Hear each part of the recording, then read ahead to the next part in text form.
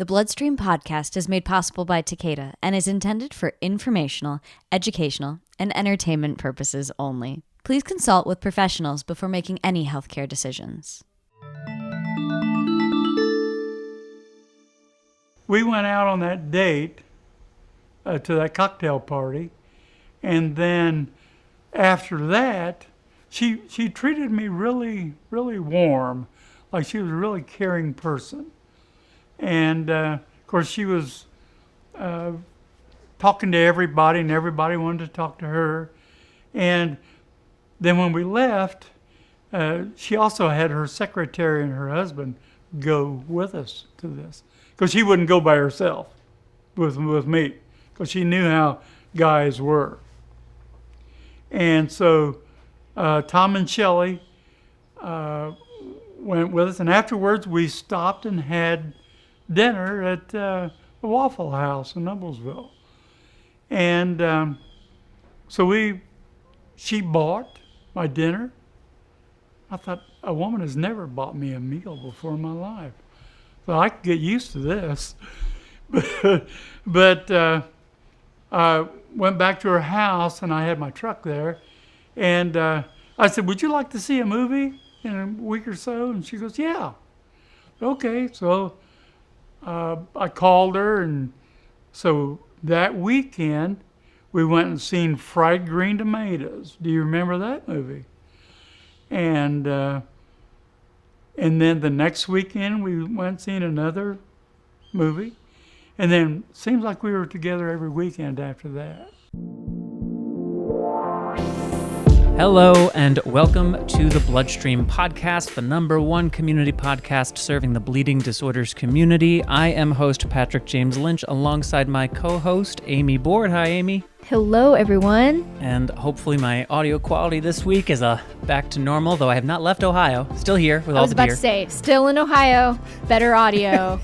We did some FedEx shipping. Yes, we did. I have certain equipment and things. Equipment, medicine. We got you. We got an email late at night, and we made things happen the following morning because that's how we roll. I will say it was pretty impressive when less than 24 hours from an email being sent out, there was a box on the front door here at South Euclid, Ohio, with a Believe Limited sticker on it, and I was like, I'll be honest, of course, those are the boxes that we had lying around from our Believe box extravaganza, but the fact that they had the sticker on it made me laugh. I was like, this is appropriate. This feels good. Feels correct. I was impressed, and as far as I'm concerned, that sticker was put on there for me. Right. It was put on for you, and we're going to let you relish in that. Relish, hot dog. I'm a little hungry. I actually have a Reuben that's right here. And you know when you leave food out for a while and then you just kind of give your room the smell of that food for hours? Yeah. I'm doing that currently with a Reuben. I do that with my coffee. As a gift, I think for Christmas or something, I got one of those coffee warmers. Oh, I've seen you with that. Yeah, it's right here. It's a really good looking. I'm going to spill this sauce all over my. Yeah, look at all the meat on that, if you would. That's a lot of meat. It's a ton of meat. That's as it should be, and now you're making me. I think I'm going to order Cantor's Deli for lunch. I'm going to go full-blown pastrami. You should. Yeah. I'm telling you, this Reuben from Slyman's in Cleveland, Ohio, shout out Slyman's, is delicious. So I encourage your pastrami interests. Well, we definitely wanted to talk about Reubens and pastrami today. We also had another topic selected for today. There was an interesting article that was published by a number of adult men with hemophilia around their concerns related to gene therapy studies and vigor, or in their estimation, maybe a lack thereof in some of the scientific work being done as it relates to gene therapy, but we're going to push that for another week. So we'll have that conversation next Friday, because today we're recording this on Wednesday, September 16th. And I woke up this morning to a text from a friend, Jeannie White Ginder, that said Roy passed away at 12 a.m. tonight. Roy Ginder was Jeannie White Ginder's husband of 28 years. Listeners to Bloodstream should know, but for those who don't, Jeannie White Ginder is the mother of Ryan White. Ryan, when he was 13 was diagnosed with HIV and hepatitis C as a result of contaminated blood product. His fight to go back to school took on national and international attention and turned into a media circus unlike any other, but it also put his fight to go back to school on an extraordinary stage, and with it, the civil rights of people living with HIV and AIDS. Ryan became an unwitting face of the movement, and when he died in 1990, his funeral was the second most watched television event of that year, following only the Super Bowl. And a few months later, the largest federally funded bill to support people living with HIV and AIDS was passed in his name. The Ryan White Care Act passed 30 years ago, just last month. For 28 years, Roy served as Jeannie's husband. I had the privilege of meeting Roy numerous times in the last 7 years, as Believe Limited has worked closely with Jeannie on a number of projects. Had the privilege of interviewing him for a yet-to-be-released documentary about Ryan and Jeannie, during which I got to hear him speak like I've heard no one else speak about Jeannie White Ginder, who she is, why he loves her, and the sides of her that he sees that no one else did. I'm grateful that those are forever captured. Funny enough, true to character, even while we were having that recorded conversation, Roy did not realize that cameras were rolling. Because of the size of the cameras, he thought that Rob and Josh were just taking some still shots. I don't know what he thought Dave was doing by putting a microphone on him. I don't know how he figured that into his reality, but it wasn't for a little while that he realized that he was being recorded. And I'm very grateful that he kept going to say some of the beautiful stuff that he said. But that changed my day, as I'm sure it changed some others. And of course, as I mentioned, I got that message from Jeannie this morning, and about 2 hours ago, we had a 25 minute phone call, and she gave me some more of the details. You know, Roy had been ill for a while. He had an emergency quadruple bypass several months ago, and barely pulled out of that. In fact, I was on the phone with Jeannie during that period too, trying to muster as much spirit as we could for what was then rather grim circumstances. But Roy, true to his brand, fought back and continued to breathe oxygen here on Earth. He had more lives than most cats, something that Jeannie and I were able to laugh about when things were looking a little grim many months ago. And in fact, 2 nights ago, as Jeannie recounted, he was excitedly chatting with his nurse. They were talking about the fires in California and how much he loved California, telling stories about his time at the Neverland Ranch. I've heard him tell these stories, and Jeannie mentioned he was lighting up as he always does when he tells them. I know exactly what that looks like. And to think less than 24 hours later, he was gone. So, Roy to me is a significant character for a number of reasons, but maybe most notably because he is the champion of the champion. He is the advocate for the advocate. He's the person next to the person. And in many ways, that role was Jeannie's in Ryan's life. And in many ways, I think Jeannie has continued to see herself in that role, even in Ryan's death, that she is still supporting his work. Roy was always there for Jeannie. Roy loved and supported and spoke about Jeannie in a way that would make most poets jealous. I think to be the person next to the person is a uniquely special role. I remember well when I was in school for acting, preparing for my thesis, I was going to do a bit from Lou Gehrig, who most people know passed away young from ALS and was in fact an active baseball player at the time of his diagnosis. I got very interested in him and thought, his Luckiest Man speech, I'd love to do that as part of my performance thesis. And in my research into Lou Gehrig, I discovered his wife, Eleanor. And I read her book called My Luke and I believe it is, Luke. And in it, there was one passage that shattered me because she never dated again. She never married, never had kids. And she said toward the end of the book, I wouldn't have given 6 minutes of my life with that man for 60 years with anyone else.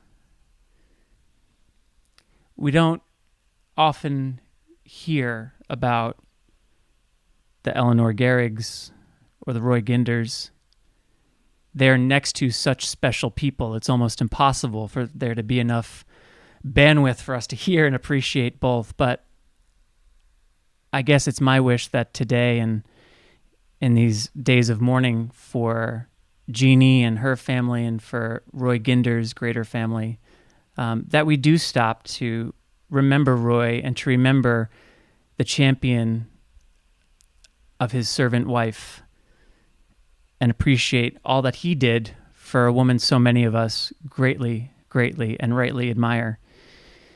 Thank you, Roy. Thank you for what you gave to Jeannie. Thank you for your willingness to share openly and vulnerably your story. Thank you for your good humor and unique perspective. Thank you for a contagious laugh. Thank you for always being welcoming. And thank you for defending Jeannie sometimes if it meant coming into conflict with me. I love you. I will miss you. And your story will forever be part of the Ryan and Jeannie White story. Amy, I don't know where we go from there, but that's what I really wanted to say today. I think, thank you for that.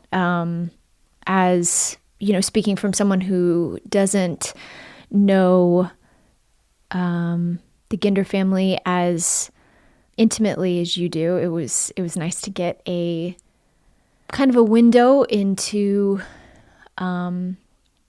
who they are as people, not just as the advocates in front of a cause, but who they are as people and what drives that.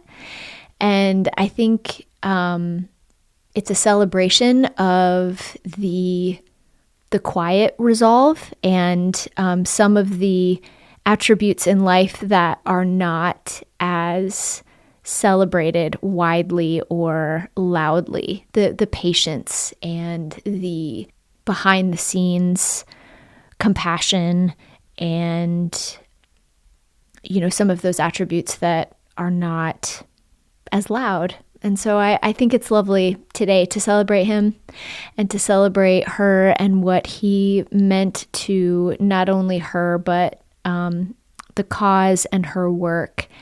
And I find it really moving to hear your personal connection to it. So thank you. There's a sweet story that Jeannie tells about how she and Roy started dating, and I'll butcher part of it off the top of my head, but as I mentioned, Roy and Ryan connected first, or maybe I didn't mention, you'll have to forgive me, my head's a little scrambled, and I was just talking to my mother-in-law about this too, but so Michael Jackson, Ryan White's story involves all these crazy celebrity names. It's bizarre and nuts, but that's part of the story. So Michael Jackson was one of Ryan's friends during this period, and got him a 1989 red Ford Mustang. And Ryan was a huge car guy. He grew up with hemophilia. And so for him, cars were like the exciting, exhilarating thing he was looking at. And he talked about in his book. So he gets this Mustang and he didn't know it was coming, though Michael had inquired when he learned that Ryan liked Mustangs. He asked some questions. It arrives. And I guess something about it wasn't perfect. I don't know what that means. So Ryan had asked Jeannie, could I tell Michael about, and she was like, no, you don't tell Michael anything is wrong with this car. You don't ask him to do a single other thing. So I was like, okay. So he developed a relationship with the local body man, as Roy would call himself, Roy Ginder. And that's where their relationship started. In fact, Roy has talked about there were times where he and Ryan would race around the town, which I think is pretty adorable. And his kids, or one of his kids anyway, was a good friend of Andrea, Ryan's sister. It was after Ryan died that Jeannie had gotten an invitation to an AIDS event. And up to that point, the invitations were always for Ryan and Jeannie or Ryan and guest, and she was always the plus one, so to speak. But this was to be the first time she was the invited guest with a plus one. And her daughter, Andrea, and I believe it was Steve, I could have that wrong, but one of Roy's kids, the two kids were chatting back and forth, And I guess Roy's daughter had inquired with Andrea about whether or not her mom was single. And then Andrea suggested to Jeannie, well, why don't you see if, that nice Mr. Ginder would go with you, which he did. And then he started to be the person that you would forever see by Jeannie's side all these years when health would allow it. He was on dialysis for several of his final years, so his travel had been a bit restricted. But those who saw Jeannie on multiple occasions at AIDS or hemophilia events most likely saw Roy Ginder walking alongside her, sitting alongside her, just quietly being there for whatever she may need. They have a really adorable story, and Jeannie, so deserving of someone like that in her life for all that she has done and been through. He was the partner that she never had and could have so desperately used through all of those years battling with Ryan and Andrea, but that she gratefully had for the last 28 years. So, I think for those who do know Jeannie, have some connection to her, sending her a little bit of love would go a long way.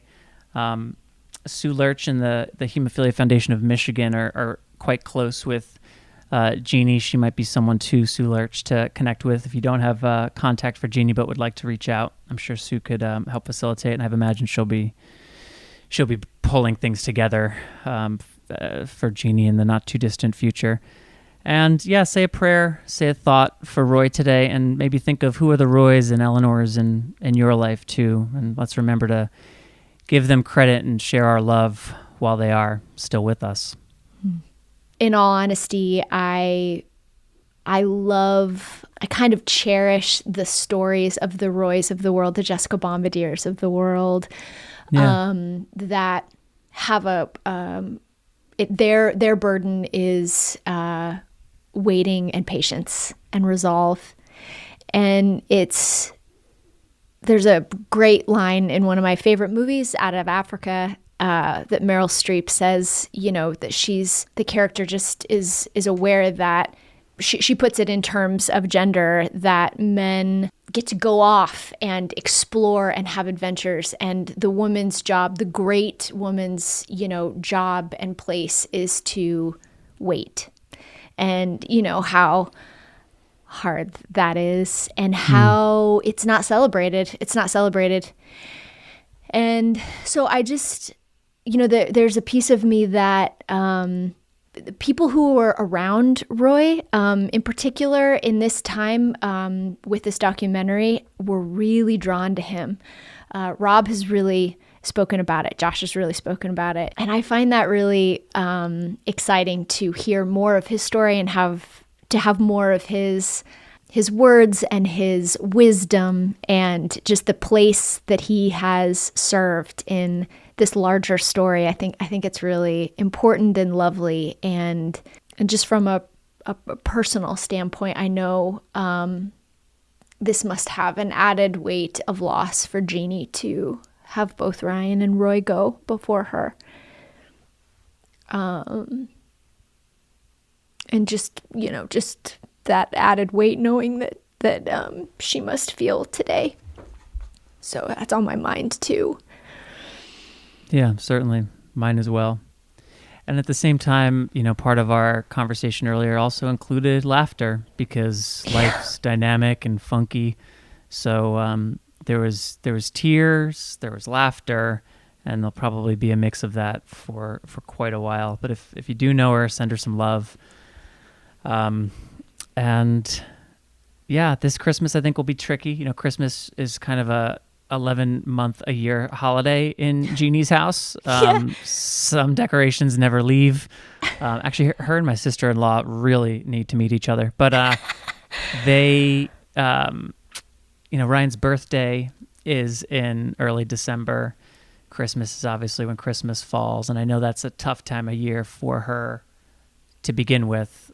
So let's keep her in our thoughts today, throughout the fall, and maybe most especially as things get a little bit quiet and life starts to move on, so to speak. Let's remember during the holidays that she's going to need support then too. What about you as an advocate? What have you personally taken, like what have you taken from being so intimately involved in that relationship and seeing that dynamic in terms of a larger cause and a larger voice and a larger platform and something bigger than yourself and the humanity in all of that? It's a great question. I think there's something larger than the self I come back to a lot. I think Ryan's life was his life, but his story and the impact it had and its importance societally, historically, culturally is so much bigger than even him. And he knew that. And he leaned into that and spoke about that. And he was very young to have to kind of come to grips with that idea, but he did. And I view the work that we've been doing with Jeannie for 7 years to be an extension of the work that he did and so many others have had a hand in through these last 3+ decades. And it's, Larry Kramer, I think we talked about it maybe here on Bloodstream briefly, died a few months back. Very different story, but another titan of AIDS advocacy and an instrumental voice in the fight for justice. These are individuals, but I take solace in the cause. The mission is about so much more than individuals. So I personally mourn for the losses, but I'm spiritually driven to keep the work up and just get stronger. This is maybe a little bit of a tangent, but Paul Newman is an idol in my life, and I grew up going to his summer camps. Then I got into acting, and it was just like, man, this guy he's my idol, and then he's my idol again. And I had the great chance to meet him on 3 different occasions within the last couple of years of his life, and to talk about camp, and to talk about disease, and to talk about health, and to talk about the role of entertainment. And I was in the theater that he met his wife, Joanne Woodward, in back in, I think, the 50s. They were doing a production in the Music Box Theater in Manhattan on 46th between 8th and 9th. And I was working there at the time.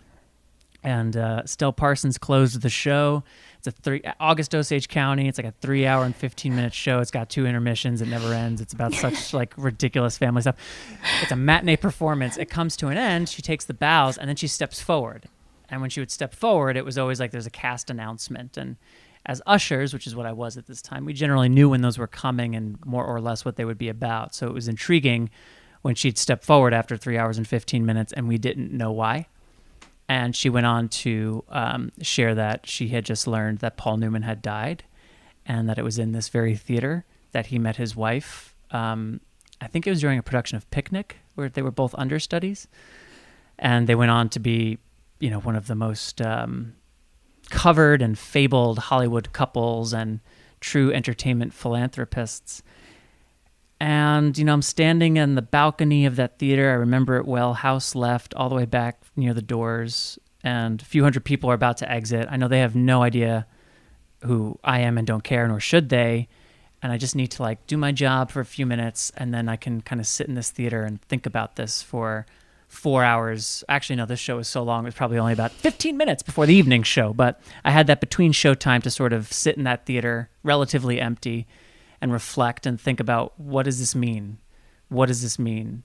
Well, it means I won't work with him, and that's a little sad. But more importantly, it means that a torch has dropped, and someone or someone's responsibility to pick that torch up and to keep going. There's good work that people who leave us were doing, and we have to continue that work after they're done. That's the best way we can honor people that we have lost. So I think Ryan's story teaches me that the strength of the guys in this community, guys and women in this community who have experienced so much loss.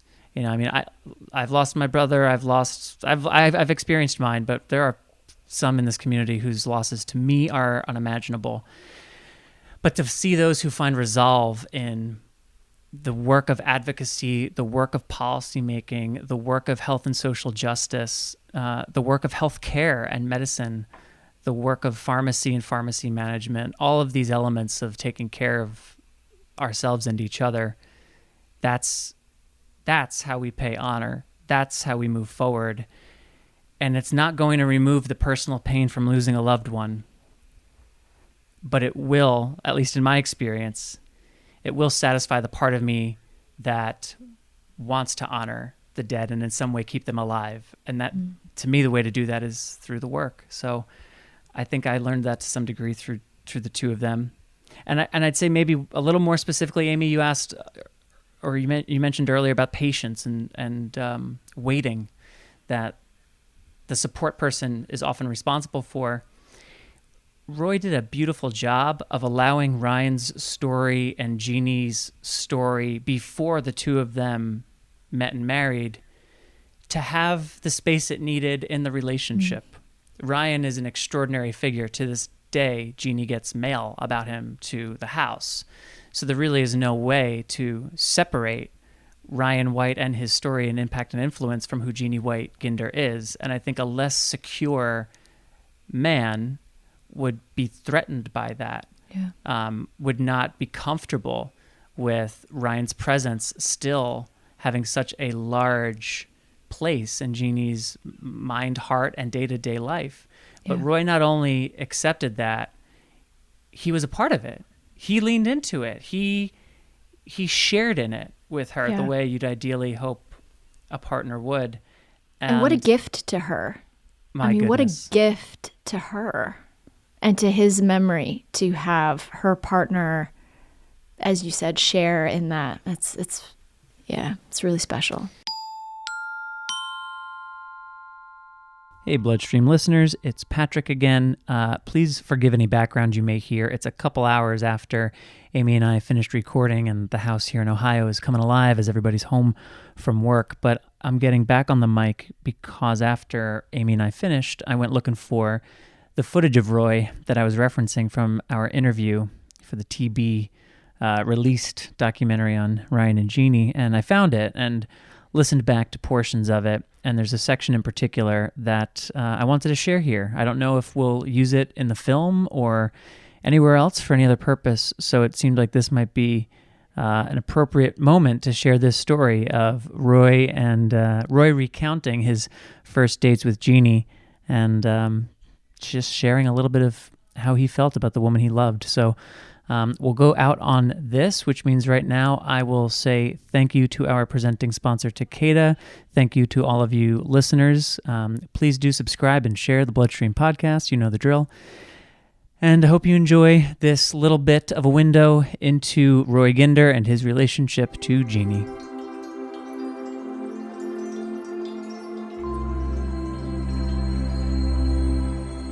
Do you remember the first time that you saw Jeannie after Ryan had passed away, after all of that had kind of settled? Do you remember the first time you saw her after that? Probably when we had our date, because I moved from that neighborhood shortly after Ryan died. But she sent me a Christmas card. She knew where I was living because I'd called. They had something they were. They had something planned, and I was going to go to it, but it fell through. It was discontinued, and so. But I gave her my phone number and address, so she sent me a Christmas card that year, in '91, and she said that, I got the Christmas card, and couldn't believe that I got a card from her, that she'd remember me, just a neighbor. And she gave me a call. No, let me back up. I'm getting ahead of the horse. I asked my daughter, I said, Sean, do you know if Mrs. White's married? And she says, I don't know. I can ask Andrea. I said, ask her. And if she's not married, ask her if she wants to go out see a movie or something. And so Sean went to school and talked to Andrea, and then Andrea talked to Jeannie, and after that, it took a couple of weeks for it to messages to get back and forth and back to me, but she said, yeah, she'd go out with me. I thought, well, that's all right. So she called me one evening, said, I've got a cocktail party to go to. Would you be interested in going? I said, sure, not a problem. So I didn't have any good clothes. So a buddy of mine and he took me to Walmart and was showing me the clothes I needed to buy. Of course, I ended up with a turtleneck sweater and jeans, but anyway, I didn't like the turtleneck. But we went out on that date to that cocktail party, and then after that, she treated me really, really warm, like she was a really caring person. And of course, she was talking to everybody, and everybody wanted to talk to her. And then when we left, she also had her secretary and her husband go with us to this, because she wouldn't go by herself with me, because she knew how guys were. And so Tom and Shelley went with us, and afterwards we stopped and had dinner at the Waffle House in Noblesville. And so she bought my dinner. I thought, a woman has never bought me a meal before in my life. So I could get used to this. But I went back to her house, and I had my truck there. And I said, would you like to see a movie in a week or so? And she goes, yeah. Okay, so I called her, and so that weekend we went and seen Fried Green Tomatoes. Do you remember that movie? And then the next weekend we went and seen another movie. And then it seems like we were together every weekend after that. I really got fond of her. And she treated me like a human being. And never was used to that before. And well, I shouldn't talk like that, I guess. But she was really nice to me. So we started getting serious, and I went on a couple trips with her, and it was really working out really good. And so back then, the Circle in Indianapolis, Monument Circle, they had horses with pulling carriages. And of an evening, you could rent one of those and just take a ride around Indianapolis. So we did that, and while we were on the carriage, I asked her to marry me. And I was really afraid the answer wasn't going to be yes. But I might be fooling you, or trying to fool you, but I thought that much of her, and still do. And she's quite the lady. She cares about everything. She cares about everybody. Now, when I go to speeches with her, like we're going to Indianapolis, she will be the last one to leave. She will stop after the speech and take any question and answer, and even people will actually come up to her and want to hug her and get pictures and all that. She's real caring, and she likes to help a lot of the people that can't help themselves.